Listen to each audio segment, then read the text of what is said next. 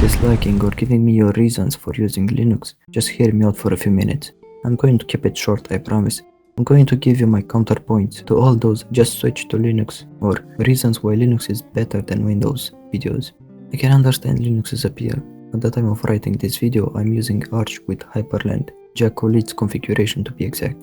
And let me tell you, I love Linux. But the problem is that my journey with Linux was a very difficult one, to say the least.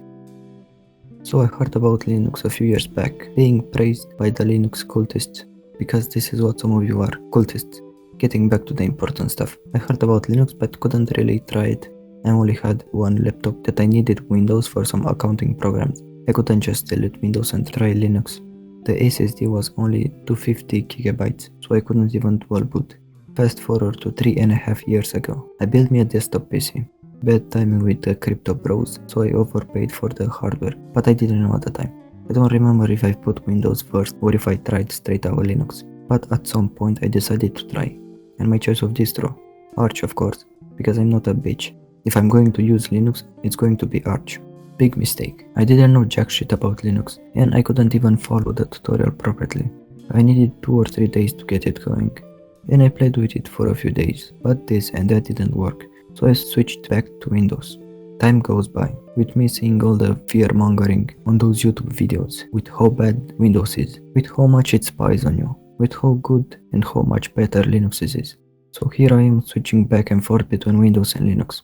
And I would do a full wipe every time, because when I bought the parts for my PC, I bought only a 225 GB SATA SSD. I had a 1 TB external that I would keep my games on, and a 2 TB HDD that I would put other stuff on. So I didn't keep anything important on the main drive. At worst I would lose a few hours at night to get my system back. Oh, and before someone says anything, I gave up on Arch and tried other ones. Mint, Fedora, OpenSUSE, Ubuntu, and whatever else.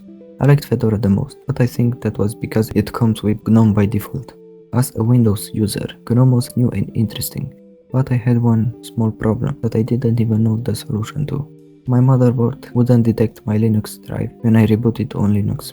You may think that it isn't that big of a deal, and you would be right in most cases, but I had a single GPU pass-through configuration to my VM and still do, and every time I would close my Windows VM, which I would use to edit my videos and such, my system wouldn't boot back to the login screen, and that technically wouldn't be a big deal. All I needed was to do a hard reboot. Wrong, it is a big deal. I'm just adding extra steps and wasting more time, things that I wouldn't do on Windows. Recently, maybe a year ago, I found that enabling this in BIOS would help. I would still add 1 or 2 seconds of a grey-brown screen before I would see my login, but that was still better than a full reset. As I go on for about a week, living my life on the Linux desktop, I get fed up. All that going back and forth from my regular system to the Windows VM so that I can edit my videos just made me not want to edit anymore. Because I would add extra steps and because I would lose access to my main system, aka Fedora. Because for those that don't know, in a single GPU pass-through configuration, you lose access to your host. I'm going to link the video that helped me do my pass-through in the description. So I would lose access to my host, and I didn't want to connect my accounts on the guest. I was using Linux because I didn't want Microsoft spying on my shit. What was the point of using Linux if I'm going to move my data back to Windows? That was my biggest reason, but I kind of got over it. The second reason was that I was coming from Windows, so all my external and secondary drives were NFTS format. And if you need to know something about Linux is that it doesn't really like this format. So some of my games wouldn't launch, even from Steam with compatibility enabled. And from what I can see, if the game is native to Linux, it will launch even from an NTFS, example Counter-Strike 2. But if a game isn't native, it wouldn't launch at all, for example Overwatch 2. That isn't that big of a problem for me now. I play only 3 games at the moment, but I have quite a few games that I don't know if they would launch, because I know Nier Automata and Hollow Knight wouldn't launch before, like a year ago. And I can't really format my drives because I have 2.5 TB of data on both of them. I'm not going to lose all that just so I can use them on Linux.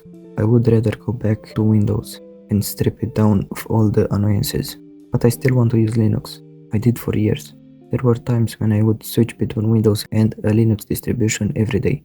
I would wipe Windows, put the distro I wanted at the time, configure it as perfectly as I could for my use, and then the next day I would go back to Windows because of some annoyances I had.